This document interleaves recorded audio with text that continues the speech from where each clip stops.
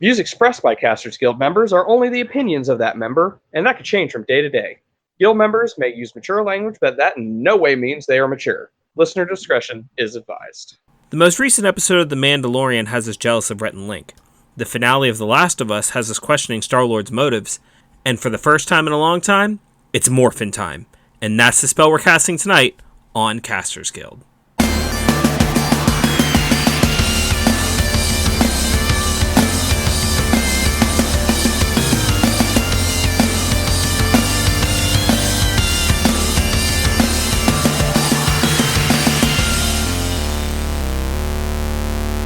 Thank you for tuning in to this episode of Casters Guild. I am your guild master, Rick Perry, and in the King Poet Fighter test, I got King. And I am your guild master, Baron Kane, and I really, really wanted Poet, but I got King. That's how it always goes, though. Yeah, honestly, I went in with no expectations, but King is what I ended up with. We got a world full of kings. Yep. I saw way too many things floating by, and someone explained it really well, and I can't even remember how they explained it, but it was like, man, I really wanted to be Poet, and then they were like, yeah, but this is what this means. And I was like, oh. So, yeah. Gotta love TikTok trends. Oh, yeah. All about it. So, speaking of TikTok, I've been making mead on TikTok. Mm-hmm. How far in are you? I am in the tail end of my first batch. My goal is to make 13 flavors of mead over the next year, one corresponding with each basic Dungeons & Dragons class.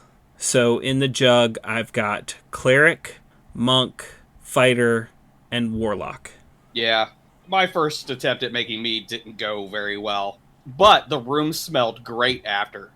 And then my last attempt at making mead didn't go well because it just tasted like crap. I know it went bad somewhere along the way, and I don't know where it went wrong, but it went wrong. Gotcha. Yeah, I have like a little journal where everything I do is being written down, and I'm hoping keeping that kind of log will make it so if I tried different things, I can know what went wrong or what went right for future batches. That's fair. Yeah. Yeah, I probably should have did that. I should have did that with the mead. I should have did that with the sourdough. So many things I probably should have done. You know what? I just think my enemy is yeast, now that I think about it. Yeah, it sounds like it. Yeah. Well, like apparently natural yeast, because I got the sourdough to start on natural yeast. Okay. And then, then I used mead yeast specifically, and it didn't go well. Instant yeast, though, for bread, I'm in. I could do that all day. Yeah, some of the fun things you learn through the course of a pandemic. Oh, yeah. That's where I first got the idea to start making mead. I just waited until I had the money to get a bunch of fancy equipment that I don't need to make it. Then right after that, you just jump right into distilling. So you're going to have to get even more equipment now. Oh, yeah, absolutely. Yeah. So if you had to set up your own distillation, would you do it like Hillbilly Bathtub, or would you go like Mad Scientist, Beakers, and Lab? So that's a good question, because I think with my personality and who I am, that makes me immediately want to go Beakers, Lab, Mad Scientist, right? But with where I live and, my family's history, it would almost be disrespectful not to go Hillbilly Bathtub. So I'd probably try to find some sort of happy medium. The correct answer is Hillbilly Bathtub. Okay. Hillbilly Bathtub. Yep. I've checking my notes. Hillbilly Bathtub. Yep. Okay. All right. Yeah. The problem with doing that is there's a lot of competition in my area. Right. Yeah, that's fair. Well, most of them are just doing moonshine and stuff. You did distilled mead. Yeah. That's a whole new game. Mm-hmm. You'd have so many hillbillies trying to get your mead distilled. What would that even be? Honey brandy? Would that be? Yeah, I think so. It had to be some sort of honey brandy. Yeah. Oh, and before anybody jumps on me, I'm part hillbilly, so I'm okay. Yeah, I'm next to 100% hillbilly, so I literally live on a mountain. Right. You're a convert. You were a coastal boy, and then. Well, here's the thing: my family moved from Tennessee, North Carolina, and Virginia to East Coast, and then I just moved back. Nice. I was like the first generation East Coaster and then moved back anyway. Gotta do what you gotta do. I'm probably gonna be stuck in Ohio for the rest of my life, so Yeah. it's either you're stuck in Ohio or you go to space. There is no in between.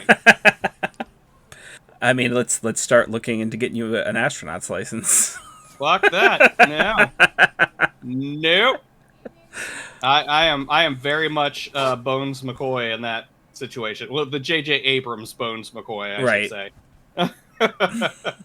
Yeah, the original Bones just didn't like the transporter in the movies. Right.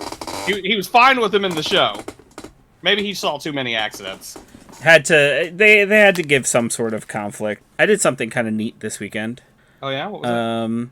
My friendly local game store was kind of having an event to teach how to play Warhammer 40K. Mm-hmm. And I was originally going to go, but then schedules didn't line up, and I was going to end up being with my daughter and not having anybody else to watch her all day, and I didn't want to drag her to the game store while I played with miniatures. Right. But then they announced on the event page for that event that they were going to have free cotton candy and be doing fairy hair at the event. Well. So... Did you go and get you some fairy hair? I didn't, but they did try to talk me into fairy hairing my beard. But it's a little pricey, and I was like, I work from home, and I'm not going to spend $50 for nobody to see this. For nobody, yeah. Okay, all right. That's yeah. That's but I did get my daughter's hair done, and she absolutely loved it. So I wanted to give a little shout out to Fairy Carson at TennesseeFairyHair.com.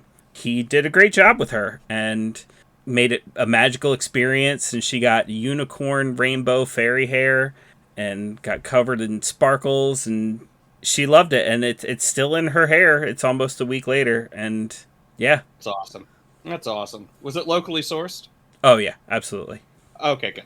Fairy Carson is a fairy himself, and like he told my daughter when she picked the unicorn color, he was like, "Oh, that's unicorn fairy hair. It comes from unicorn fairies."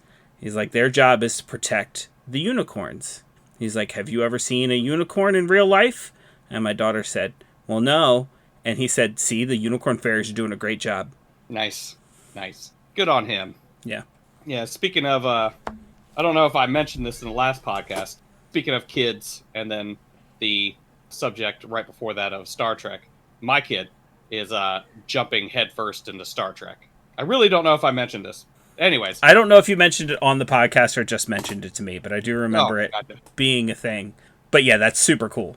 Yeah. And he's starting with the original series. Mm-hmm. However, he's kind of started dipping his toes into the next generation. Mm-hmm. And he watched the episode Offspring. And if anybody is familiar with that episode of Star Trek The Next Generation, he was a mess. He was a mess after that show. Sobbing, trying to catch his breath. He's crying so hard. Oh, yeah. That's a core memory. Yeah. It's lovely when we can do these things to our children. Oh, yeah. Yeah. And then I told him that we needed to watch the trial that they do for Data, like right after that. But he said no, not yet. He had to recover. Yeah, needs some downtime. Yeah. Needed to breathe. Needed to watch some of the silly original episodes for a little bit. Yeah, man, they really did like turn up the serious dial for TNG. Yeah, like entirely different tone. Mm-hmm. Yeah, and it's good though. It's good that they did that. Oh yeah. I mean, if you think about it, the time that the original episodes were being made, camp was the way to go. Yeah. Considering what was on TV everywhere else, Star Trek was pretty serious. Yeah, that's fair. I mean, it tackled some very, very serious issues if you were willing to read between the lines. Mm-hmm. And then sometimes when you didn't have to read between the lines, they tackled some ideas of fascism still being present in modern society and first on-screen interracial kiss. Yeah. And we all have Lucille Ball to thank for that. Oh, absolutely. Thank you, Lucy. It's been fun. It's been a fun journey. I didn't think it was a journey I was going to be able to go on with him. First time I tried to introduce him to it, he didn't seem very interested. And Sure. then I introduced him to Chekhov from the J.J. Abrams reboot. And he was smitten and jumped headfirst in. So, That's the way to do it. yep. Did something similar with She-Ra with my kid. Oh, okay. Because the She-Ra, the Netflix series, came out, and she was all about superheroes, but also all about princesses. So I was like, okay, maybe you'll like this show. Everyone's a princess on this show, and a whole lot of superhero stuff's going on. And she didn't seem super into it. And then I got her the sword and shield that She-Ra carries. And then she wanted to watch it. Like, after she got to be She-Ra and swing the sword around, then she wanted to watch it and started asking for it all the time. Nice. Now, you didn't show her the original ones, did you? No. Oh, just good. just Good the man. Netflix series. So, I mean, and I say this, you know, I'm of that age that grew up watching He-Man and She-Ra. They did not age. Yeah, I can only imagine. They're, wow. Not great. Not Yeah. great. The best thing to come out of that is the Kevin Smith, I don't even want to say reboot, Kevin Smith taking on the He-Man story, and Fisto yelling up into the sky where, you know, Skeletor had placed an image of himself. He's shouting up into the sky, I want to give that guy a good fisting. That's fantastic. Yeah, oh yeah. It was, I sat there in utter shock for like a minute. Like, did he say that? This is definitely made for us. Yeah. And definitely made by Kevin Smith. Oh, absolutely. Absolutely. I would have paid money to be that voice actor for Fisto. I would have paid money. Like, look, you don't even have to pay me. I will do the voice, and I will give you $20. Just make sure I get that line. Yep. Keep that line in there, and I'll do it for free. Ugh. So, I know we were talking last week, and I want to say that I finally finished The Last of Us Okay. series. Great ending. God, I like the game. It gave me all kinds of like conflicting feelings, Right. Which is and what it's the- supposed to do, what it's designed to do. Right. And then there was like a part where it's just like, oh God, I have felt like this before. You know, not like, you know, Yeah. Uber dangerous and everything like that. But there was just certain scenes where it's just like, oh, as a dad, I have felt this before. But yeah, and then the ending was just fucking brutal, and just really just drove home that, you know, Star-Lord was right. Sure. Did no wrong. Did no wrong. You know, we're back to a new episode. You have a guild decree again. I do. You know what? My guild decree, and I'll even cherry pick it for you to make you feel a little better about it. When Star-Lord beat Thanos in the face trying to find out where Gamora was, he was not wrong. It is completely understandable, and he should not be judged for that. That's probably my longest guild decree as well. But it works. It works. Yeah. So, yeah. I'll go ahead and put a picture of him up on the guild hall wall. Now, I would say send in your angry comments to our Discord, but that's a guild decree, guys. If you're a guild member, there's no wrecked. arguing that. That's a guild decree. Yep. Get wrecked. Oh, man. So good. I can't believe how good that series was, honestly. Yeah, now that they it's did. done, I'm looking forward to diving into it. Because I was Yeah. waiting until I could like sit down and binge it, but I'm looking forward to diving into it. Yeah, you'll be pleasantly surprised with how well they adapted a game to film. I was blown away. Blown away. Yeah, now I just have to find out whether I'll be watching it by myself or if my wife will actually watch it with me. Because she said she wants to watch it, but, you know, she's scared to watch it because feelings. Well, never mind. I was like, well, I mean, you know, the feelings only hit and I was like, in this episode, and that episode, and this episode. You know what? Never mind. Right. Pretty much every episode. Oh, man, there was one, and I don't know if it hit this way for anybody else, but the, I'm just gonna call it the Todd Steakhouse episode. Fuck. That one hit hard. Like, and it was like, again, I don't. I mean, I would love to hear what anybody else has to say about that episode if you've watched it, and let me know if it hit you hard, and if it did, where. But I'm not going to drop anything on here. But if you want to get on the Discord, go to the theories and speculation. That's where we put all our spoiler stuff. Mm-hmm. But yeah, oh man, it. Ugh. I don't think I really reveled in the violence of that one. It's I don't even know what to say. It's just so weird. Also, Troy Baker was in that episode. Oh, nice. Yeah. As gamers, we all revel in the violence a little bit. I mean, we wouldn't play bit. video games and watch shows based off of video games if we didn't revel in it a little bit. Right, exactly. I actually was watching Screen Crush, and I don't care. I'll drop it. Ryan Airy, he runs a good channel talking about how one of the big problems that he had was that there wasn't enough violence, specifically zombie violence, like people fighting zombies and stuff like that. Because, that was kind of one of the things about the game. Yeah. He specifically said no one signed in to play the game to watch the cutscene. That's fair. So it was like... But people do show up to the show to watch the cutscenes, I think. Yeah, I mean, obviously he doesn't know me. I will log into the game to watch the cutscenes all day. Why? Because if I don't, I'll never get to see them. I'm just going to spin my wheels on one particular spot and then throw a controller, and then I won't be able to play for a month. But yeah, it was a good show. It was a good show. I think you're going to enjoy it quite a bit. Yeah. Speaking of good shows, I literally was about to say the same thing. Speaking of good shows, I saw a trailer. Yeah. Just last night for. Was it Mighty? Was it Mighty? It was Mighty.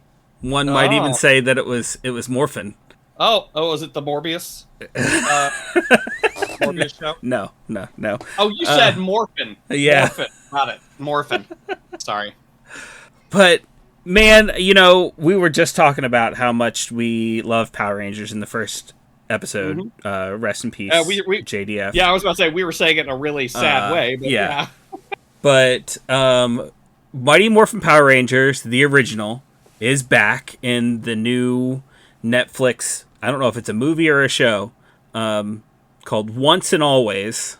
And it's got the original Rangers back. It's, Billy, Zach, Rita Repulsa is back. The Putties are back.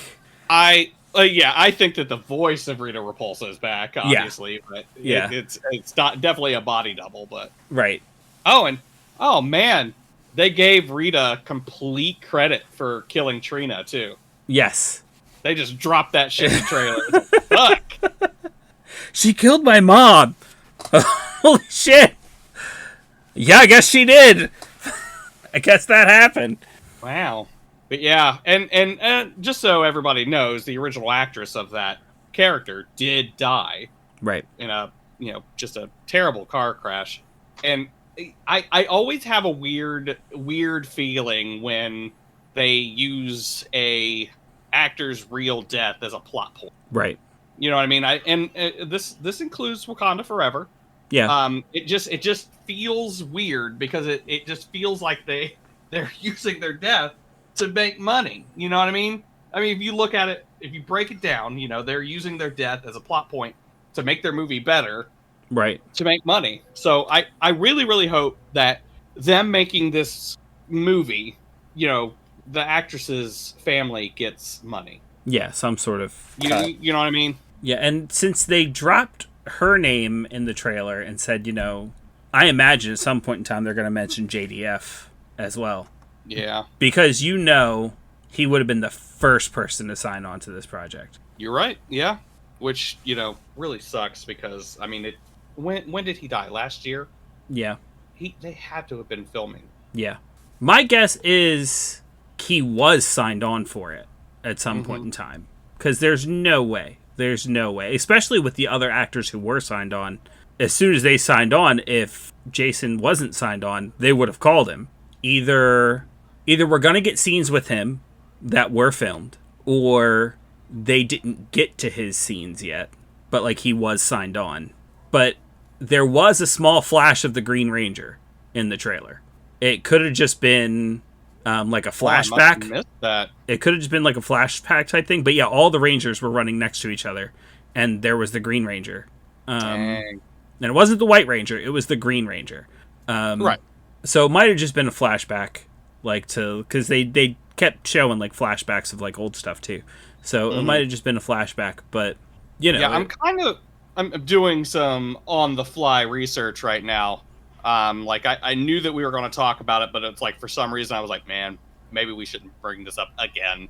But yeah, I'm not seeing his name associated anywhere in that. So maybe he wasn't, or maybe if he was involved in some way, he didn't get a chance to film. Yeah, that's what I'm thinking. I'm thinking he was signed on. If he's not in it, then like I'm thinking he was probably signed on, and they just hadn't reached his scenes yet.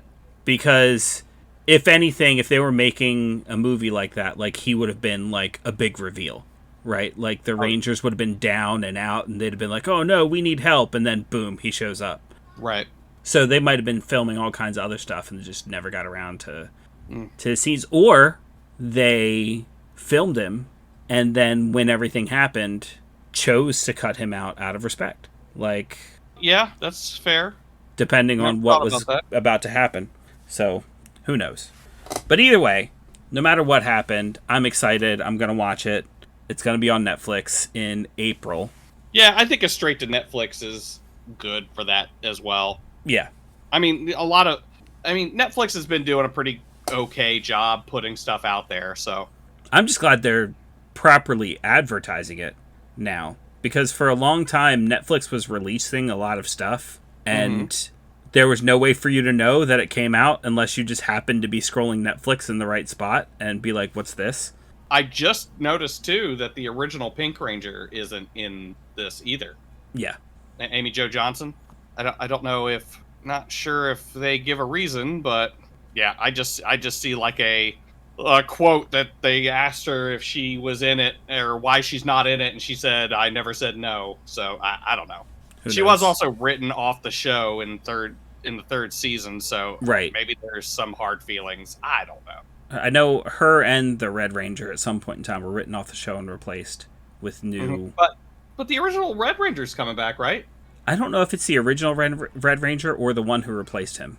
I'm trying to think back all the way to like the early 90s, and I know at least two different actors, possibly even three, played the Red Ranger at some point in time. I heard maybe it was a different Red Ranger, but I heard at least one of the Red Rangers was a dick. Yeah. Like he did something not good. Maybe killed a guy. I'm not 100% sure. Just charged with fraud in May 2022. Well, that'll do it. Yeah. That'll get you out of the new Power Ranger movie real quick. What a ding dong. Okay, he was on probation. However, oh, wow. Among items. Oh, wow. Wow.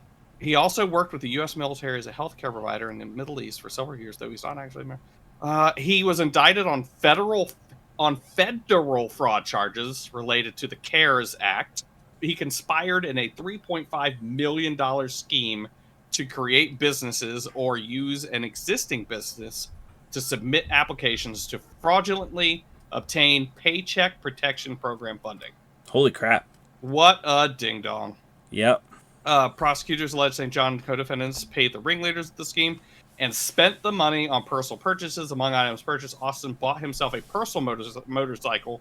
If convicted, he could face up to 20 years in prison, possibly 40, because they said they may double his time. The final verdict may not take place until late 2023, early 2024. So yeah, that'll get you out of the new Power Rangers movie real easy. Yeah, I mean, even if they were willing to, look past that, what a ding dong. Well, speaking of people doing things, yeah, that'll get them written out of shows. I kind of have to bring this up. Justin Roiland got acquitted for his domestic abuse charges due to lack of evidence. Really? Yeah. Okay. But apparently he's being a very sore winner. What a dick. Apparently he is going on... I haven't read it myself yet. Like, I just saw a headline right before I came on to record the podcast tonight that apparently he made a very, the headline described it as a salty victory speech. Okay. So. I would expect nothing less. Yeah. It's the kind of thing that makes you like, you wish you knew these people to like actually make actual determinations and judgments and things like that. You know, you're hearing everything third, fourth hand as far as, you know, is this person a jerk or are they being a dick? Who knows, man? I mean, just because there's a lack of evidence doesn't mean he didn't do it. And if he's being a jerk about it, that's not a good look. I don't know. Yeah, I mean, at the very least, he has to understand. He has to be like, look, I get it. This shit needs to be taken seriously. Yeah. And until it is proven wrong, then people need to act appropriately. And if he can't understand that, then sorry, man. Yeah, our justice system might be innocent until proven guilty, but like the world of entertainment is definitely the opposite. Yeah. Yeah, which I mean, I guess it's not a bad thing per se. Mm-mm. I mean, again, you know, you can't just be like, yeah, I don't know. There's too much money in Hollywood to not treat it like that. Yeah. And like if and Hollywood has already made too many mistakes recently on not jumping on those accusations and things like that. Mm-hmm. Yes, you know, exactly. How many Hollywood executives have got to be so shy about trying to like not believe women or, you know, shy to stick up for people who gets accused of things like that because they've been wrong so many times. And not only that, let's say you're a studio, movie, TV, whatever, and this happens. You have a choice. You can either cast this guy out, be wrong, and be a dick to one person. Mm-hmm. Or you can hang on to him, back him, because innocent until proven guilty, have him be proven guilty, and now that you've backed him, you look like a dick to millions. Yeah. Not to mention, I mean, as long as the guy, like, you might be a dick to one guy, and maybe that guy doesn't work with you anymore, whatever. You can find other writers, you can find other people, but if they have any kind of grace or decorum, then they're gonna go, I get it, you had to cut ties with me for a while. Right. But you're bringing me back, right? And we're gonna make up for it now, right? Like, yeah, I mean, if he was legit proven not guilty, like if they have proof that he didn't do any of this, then yeah, they should take him back. Mm-hmm. Absolutely. But, you know, you still have that stigma. Yep. So. And if you're going to come back without decorum and grace and all of that, then you're definitely going to hold on to that stigma. Because everybody's going to look at you like, oh my God. Yeah, it's like he busts into the studio trying to show his ass and be like, wait, you know you're still fired, right? You could have come in and asked for the job back, and we probably would have done it. But you realize that you acting like this and you still not being our employee or associated with us in any way, you know you're just shooting yourself in the foot, right? Right. I would expect nothing less from the creator of Rick and Morty, honestly. Right. He was much more enjoyable when he just played a character. Didn't have anything to do with the creation of. Yeah. Yeah, between the two, between Justin Roiland and Dan Harmon, I definitely prefer Dan Harmon personally and like his other projects, but I don't know. I can't say that. Well, and just to verify, Justin Roiland is the voice of Rick and Morty, correct? That's correct. Okay. Yeah, I just wanted to be clear. And while both he and Dan Harmon write and create the show, that's more Dan Harmon than it is. Yeah, that's fair. Yeah. But a lot of the ad-libbing and stuff, that's all Justin Roiland. Right. But like you can look at other Justin Roiland projects like Solar Opposites or High on Life, and you can look at other Dan Harmon projects like Community or Good Game, and you can see what parts of Rick and Morty came from both of them. Yep. Yeah, 'tis true. Oh man, this is a rabbit hole. What's that? Like just going down the rabbit hole of Justin Roiland and how things went fucking wrong with this guy. Now, Yeah. apparently, Amy Royland, his sister, is apparently also a piece of shit. So I don't know. This is just crazy. Yeah. Well, you can't imagine if they're on good terms if he is a piece of shit, which if he's coming back as a sore winner, kind of makes him look like a piece of shit. Right. Then other people who are close to him and who we associate with are probably not far from that. Yeah, well, I will say, I don't know. They just both seem to be dicks. I haven't dug too much into the Amy Royland stuff. I just found out that she exists. Right. Scratching the surface of it. And I'm not really seeing anything besides her just being a dick. Which Right. is like, whatever. I don't care. I don't care if you're just a dick. I'll tell you what, Baron. If you want What's a t-shirt that makes you not look like a dick, you should check out T-Villain. You damn right. T-Villain is a t-shirt site where you'll find a killer limited edition shirt being sold for $13 only while supplies last. Every Monday, the site features a new design by a new artist. We would tell you what's featured right now, but by the time you hear this, it's already changed. They choose the most ingenious designs that reflect everything evil and villainy, as well as works pertaining to anything artistic, pulp style, lowbrow, pop culture, TV, movies, music, video games, comics, etc. All things cool and evil, basically. To check them out and help out Casters Guild, click our link in the description. Oh man, well said. That was well done. So fresh. I'm glad we do that fresh every time. Every time. Every time. I don't know how you do it though. You get it.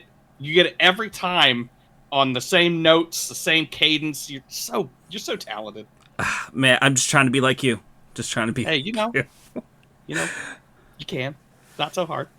Checking in with the Mandalorian. Yeah. Oh man, this episode was great. I love this episode. Oh, this is actually something I wanted to talk about before. Like before, I was thinking aloud. Well, like, what do I want to talk about? This is what I wanted to talk about. So, before this whole Dave Filoni, oh my god, I forgot his name. Justin Roiland. Favreau. No, Oh Favreau. no, okay. So Oh before my God, the I whole forgot his name. before the whole Filoni and Favreau. Yeah, before thing. the whole Filoni and Favreau renaissance of Star Wars. So we had the books. We had the movies. We had not a lot of shows, but a lot of books, right? A lot of books, a lot of comic books. A lot of books. And you had these guys, these girls that were into the Mandalorian lore that was. Mm-hmm.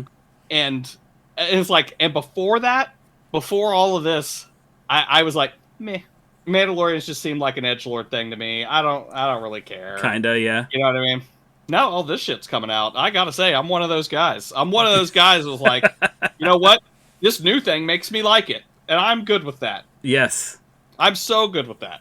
But of course, then again, I'm good with if other people do it too. So Oh, yeah. I should be more forgiving to myself. But yeah, so, oh man, I fucking love it. Ooh.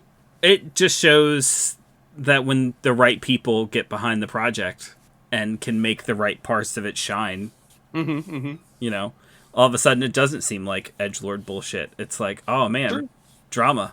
Hell yeah. Bring me in. Also, and anything with Pedro Pascal escorting a magical child. Anything.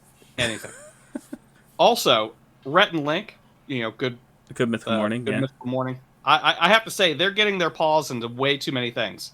They're expanding too far. Now they have their paws in Star Wars. Disgusting. You're just jealous. You I look am. at them and you're like, that could be us. It could be. But no, here they have their mythical beast in there, and I'm just overwhelmed with jealousy.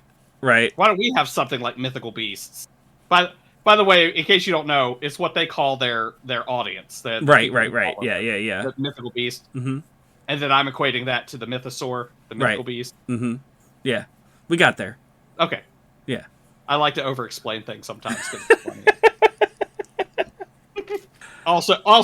Also, what we just did was provided good exposition for those of you who do not know. So there you go. Actually, we try not to mention the t-shirts that are available on T-Villain because they're usually not there for very long. But there has been a Mythosaur one on there for long enough that I think I can say it might still be there by the time this episode comes out, and you go take a look, and it's pretty fucking awesome. T-Villain? Mm-hmm. What? Oh, you know what though? I'm noticing. I think it's because I need to do something with my. I need to do something with my Outlook. Because I have it set up to get. Oh, that's nice. Oh no! You know what? Oh no! No! Rick, this would be the best mechanic shirt. The Mythosaur one? Yeah. Yeah. Yeah, honestly, Yeah, if I hadn't just put in a big order with them. Pooh, man, I haven't got a work shirt from them yet. This'll be it, I think. This'll be it. I recently put in an order with them. Tiffany got the Plagued with Problems Plague Doctor t-shirt. Nice. I got the Iron Mando shirt as a I'm not seeing as a these. raglan. The Iron Mando. What the frick? Boba frick! And they just brought back a bunch of the underwear. Oh, I'm in. And so, like, I put in, like, I got me 2 pair, and I got my wife 2 pair, because they have both men's and women's underwear on there right now. So I just put in a big... Oh, and I got a pin that they had, too, that was just, like, the T-Villain logo. Oh, that's... But it was, like, die-cast. So I was like, yeah, I'm in. And so I, like, dropped over $100 on T-Villain stuff. It's real freaking easy to do it. Yeah. Freaking easy. It just goes to show you, we aren't just shilling these people because they are our affiliates. These people became our affiliates because they were already getting our money. We are shameless customers. Yeah. Customers. We're mythical villains. Wait.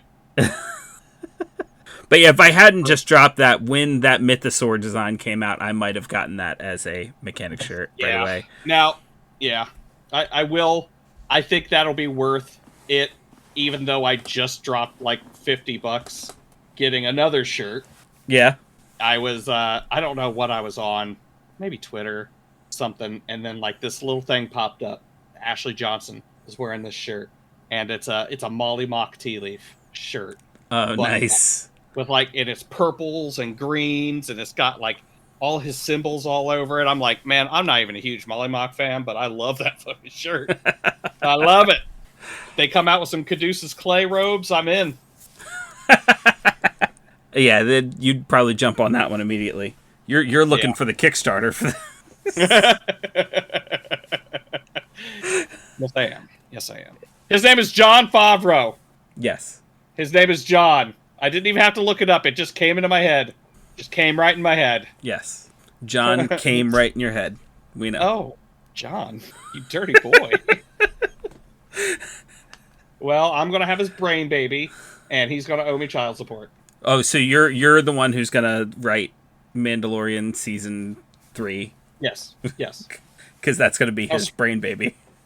That's my brain baby. I'm going to direct at least 2 of them, and I'm going to be one of the Mandalorians. So you guys watch out for the big-bellied Mandalorian in there. This is the way. No. He's going to walk into the scene, and he's going to look lost, and he's going to say, "Is this the way?" And someone's going to be like, "This is the way." I'm like, "Okay, cool, thanks." Then I'm going to come back, and I'm going to be like, "That was not the way. That was not the way." With like you got like little creatures like hanging off your armor, still biting you that you're trying to like smack off. Like, it's not the way. That was not the way at all. I will ask again. Is this the way?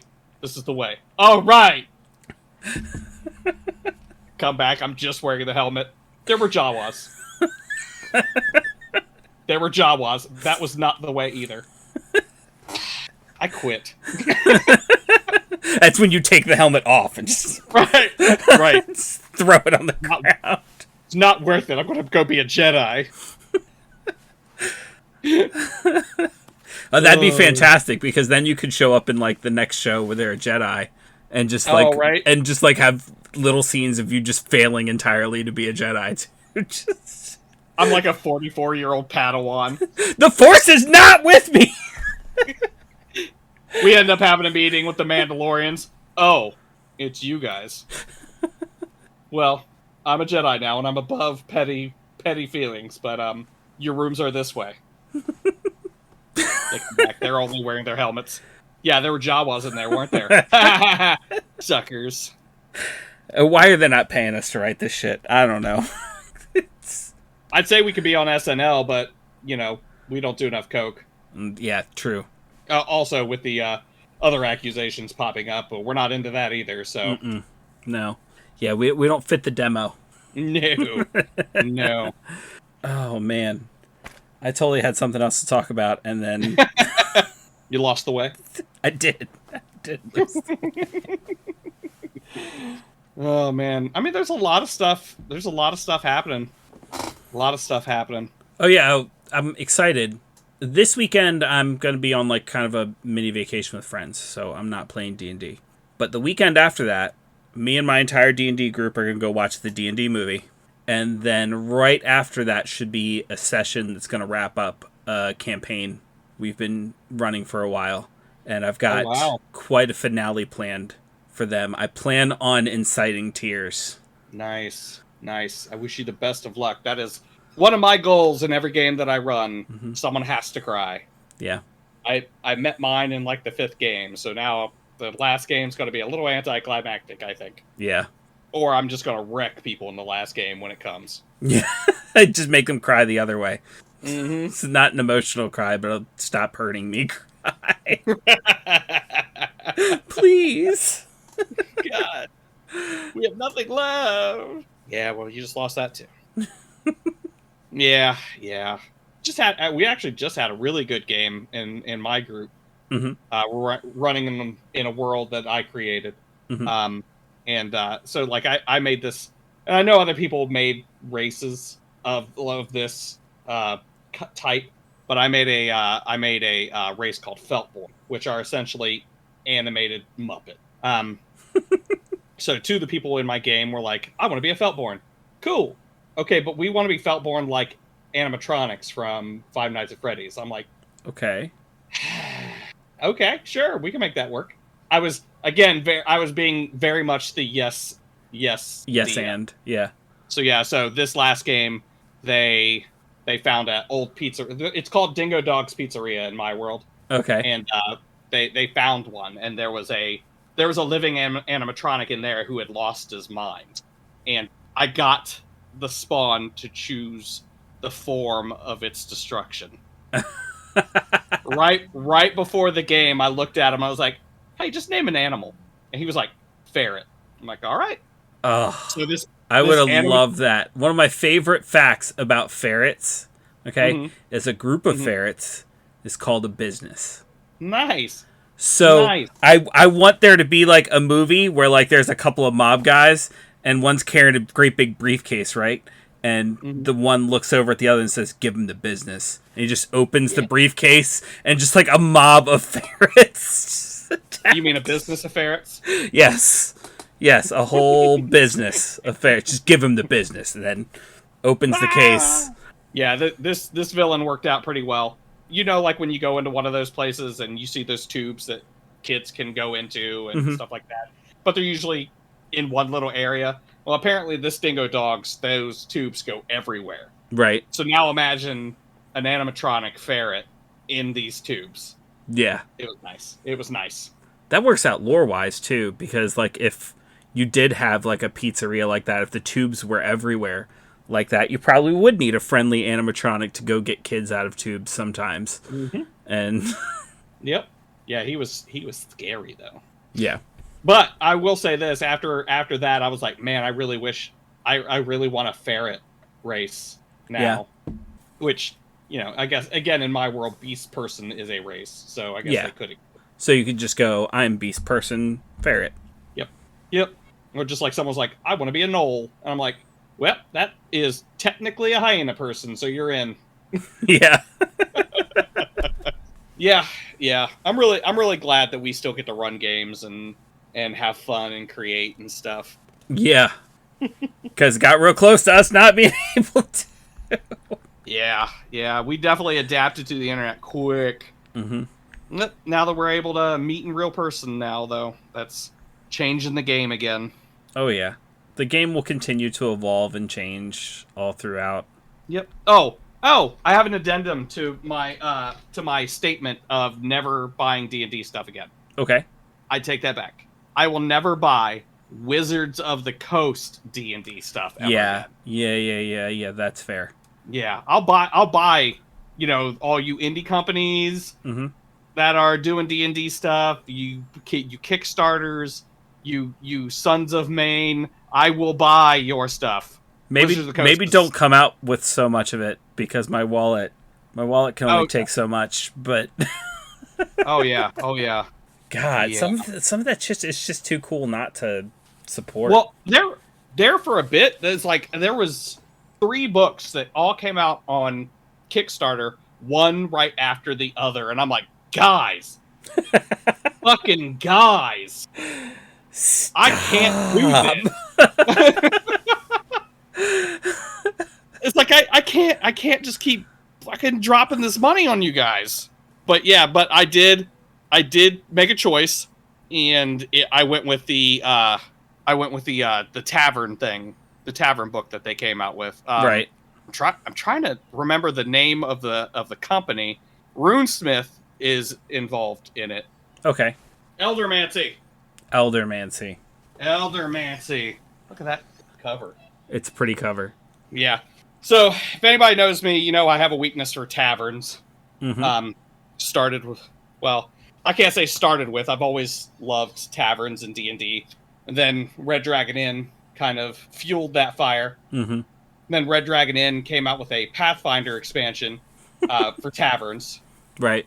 But now this has got some great stuff in it. But yeah, so out of like the 3, I know man, I can't remember the names of the companies that these guys do, but like the XP to level 3 guys had a book that came out. He had this one. Someone else had another one, or Eldermancy came out with another one like right after this one.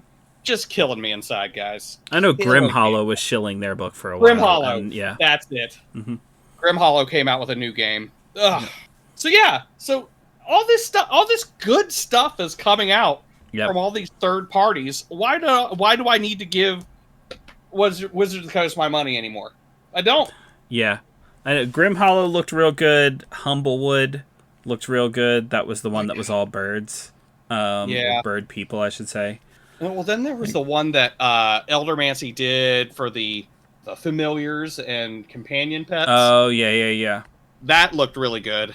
There is a Eldermancy digital bundle, if anybody wanted a Stibble's Codex guide, or Stibble's Codex of Companions. That's the one I was thinking of. Yeah.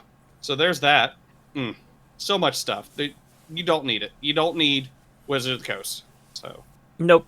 Especially now that their basic rules are Creative Commons. Yep. Just take their basic rules and then go get other stuff that other people have made. Yes, sir. And I told you I'm digging into Powered by the Apocalypse, right? Yes. Yeah. I did a little Apocalypse bit more. engine is a fantastic engine for, especially for, not that I'm trying to stereotype here, but gamers like you who prefer the story over the combat. No. I've said exactly the same thing. Yeah. Gamers like me who prefer the story over the combat. But the Apocalypse engine is perfect for driving a story forward. Cooperative driving of a story forward. Yeah, I checked out the Powered by the the Apocalypse world. Seems like a great setting. Again, looks great. The dungeon world, that's just D&D. Yeah. But with the Powered by the Apocalypse engine, it looks great. So simple. I mean, the only simpler game that I've seen are my tiny games, the tiny D6 games that I have. Yeah. Those are even simpler than that. Maybe to a fault. Yeah. That's why. I mean, if you want something simple, then yeah, the tiny games are great. But if you are looking for something that's complex enough to tell a complex story, and not that you can't tell a complex story with a system that's less complicated, but the system lends itself to telling the story. Like, a lot of the reasons people hate on 4th edition is because they're like, oh, you can't tell a good story in 4th edition. I used to tell great stories in 4th edition. I just didn't use the system to do it. You know what I mean? Like, you can tell whatever story you want. You don't need dice to tell you that something happened.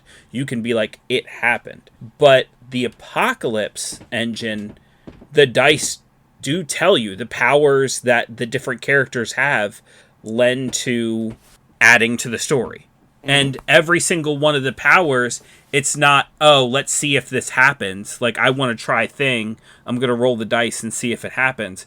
Every one of the powers is, that thing happens. The thing that you're trying to say happens in the story, that thing happens. What are the consequences? That's what the dice do for you, and that's why it's such a good system for telling a story. Agreed. Yeah, so I really can't wait to play something powered by the Apocalypse. Very excited. I think the first one I ever played was City of Mist. With you. Yeah, which I gotta admit, I ran it wrong because it was my first ever time doing an Apocalypse engine, and I was letting dice decide if something happened or not. But I think we still had a good time, and I don't think it was bad for a first time out. But yeah, it was a lot of fun. Then I realized I've got 3 powered by the Apocalypse games on my shelf. Didn't even realize it. And let me tell you, once I really dug into the basics of the powered by the Apocalypse engine itself, those games make a lot more sense. Yeah. Because, like, I was trying to read Blades in the Dark without having any clue what the Apocalypse engine was, anything like that. And I'm just like, man, I don't know what the fuck I'm doing. Yeah. I don't know. All of the powered by the Apocalypse games are more like supplements to the Apocalypse engine. But it's not like the Apocalypse engine is hard to understand. You just have to read that first. Well, I will say this, yes, but anybody listening to this, take that with a grain of salt. Right. Because, Rick and I don't want to say we know what we're doing, but we know where each other is coming from. There are heavy changes to each of the games, but if you just look at it, like look at the basics of each game, it's all pretty much the same, and they are pretty much supplements. Yeah, it all just comes down to, here's your power, do your power, roll 2d6 and see what the consequences are. Essentially. It's what it all boils down to. Yep. So yeah, I would love to play a bunch of these powered by the Apocalypse games, and maybe just do a powered by the Apocalypse episode. That'd be great. And not to try to blow your head up, but I think you'd be a great powered by the Apocalypse storyteller, because I think it takes a different type of storyteller than, let's say, a Dungeons and Dragons game. Not that someone couldn't be great at both, but trying to come up with shit when your players use powers. Like, friend of the podcast, Ryan, on his old podcast, they ran like a Monster of the Week, and someone was playing a mundane character and had a power that was basically just, oops, I found a thing. Like, the power was just like, you stumble across something that will be important later. That was the power. And so every time he used that power, Ryan was having to come up with something that might be important later that he would stumble across. And then on top of that, depending on the die roll, you have to come up with some sort of consequence to that power happening. And like that's a skill. That is a skill that needs to be trained and honed. Yeah, I see what you mean then. Yeah, because I mean, it would take a lot of improv to be able to make that work. And I did it. I don't know, how long did we play? Almost a year, maybe. Yeah, of just like no prep, just by the seat of your pants, improving the whole thing. No prep, by the seat of my pants, and I've been up for 24 hours. Yeah. I don't remember any of those games. I can understand why you don't, but I promise they left an impact on all of the players. Oh, man. Good times. God, can you imagine a Powered by the Apocalypse game? Me running that? In that state? Oh, my God. That's you attempting suicide by game. That's you literally trying to kill yourself while gaming. Like, it's... Yep. Man, I'll tell you. What a way to go. Nothing makes you feel old until, you're middle-aged and you're staying up all night and then gaming. It's like, man, I remember the days when I just did this. Yeah, I feel it gets harder, and I feel it harder every year when I do the Extra Life 24-hour game thing. Like, every year, I'm like, I don't know if I can do this next year. I know. I was talking to an old buddy of mine. We used to go to cons all the time, and I was like, I really miss going to cons like we used to. We should do that again. And he was like, "There's no way we could ever do that again. Not We like you would used not." to, anyway. Yeah. No. Yeah. No. Yeah. If we ever do a con show, it's going to be so tame. Yeah. It'd be so tame. And all these other younger YouTubers and podcasters and shit, they'll probably go into all the room parties and staying up all night. No.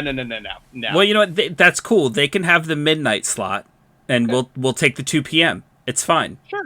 Yeah. Yeah. We'll cover the exhibition hall. Yeah. We'll play a game of something. Yeah. And it'll be on Sunday when there's barely anybody there. Good times. Good times. We got this covered. Yeah. I mean, somebody's got to fill those slots. Yeah. After the young kids have all partied hard and are hungover and all that good stuff, like somebody's got to fill that time. We're there in that slot. Mm-hmm. Also, just random convention advice, unsolicited convention advice. Wait to go to the exhibition hall until Sunday. Yeah. Wait to go till Sunday. There may be some places that are out of some things, but I trust me. You're going to go in there. There's not going to be a lot of people there. There's going to be a lot of people trying to pack up and leave, and they don't want to take their shit home with them.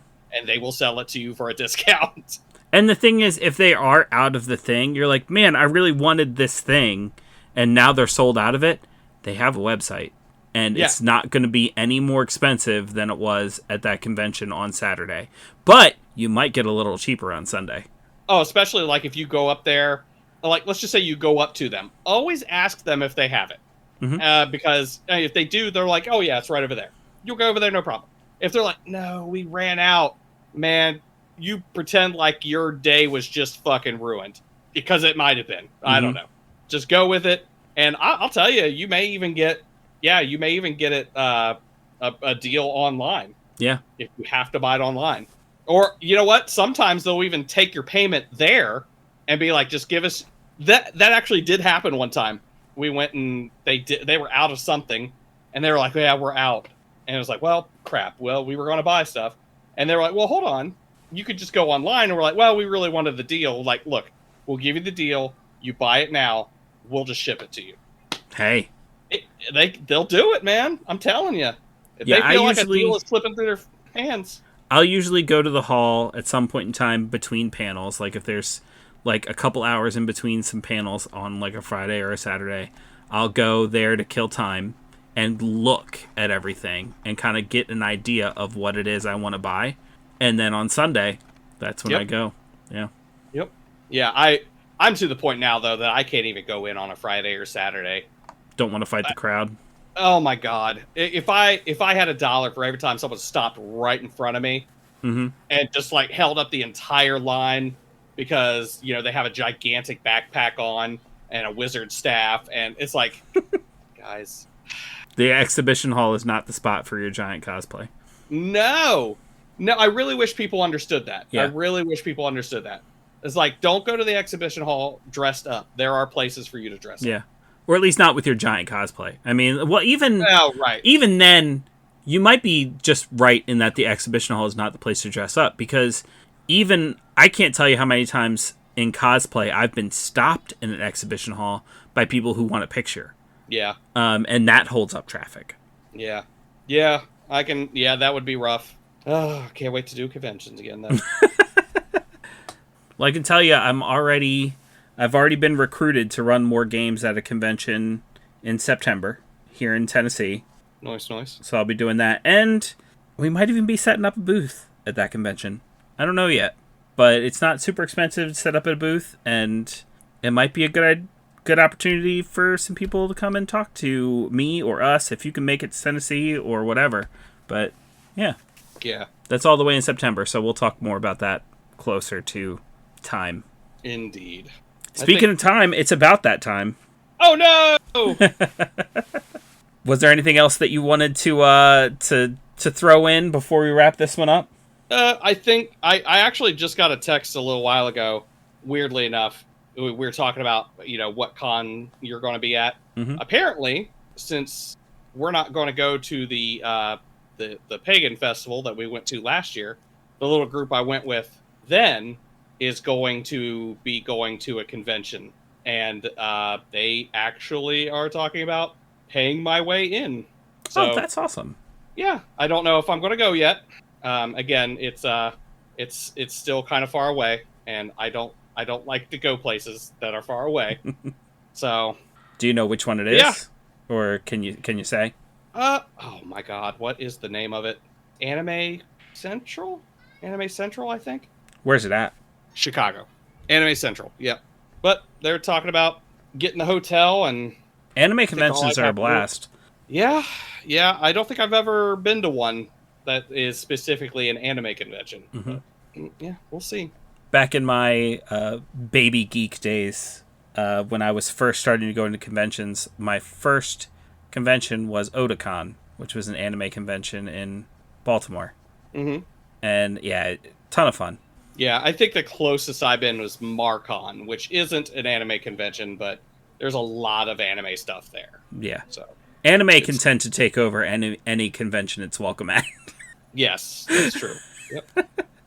So if anybody happens to go to Anime Central, look for me there. Even if I don't go, look for me there. All right, y'all. Also, I think I'm going to go to Origins. But all right, Origins of Columbus. Origins, yeah, that's another one I want to come back to. I actually applied to be True Dungeon staff for Origins this year, so we'll see what they say about that. But yeah, All right. thank you for tuning into this episode of Casters Guild. Please come check out our Discord or email us at castersguild@gmail.com, and we will see you in the next one. Bye-bye, everybody. Bye. Bye. Bye. Bye. Bye. Bye. Bye. See you later.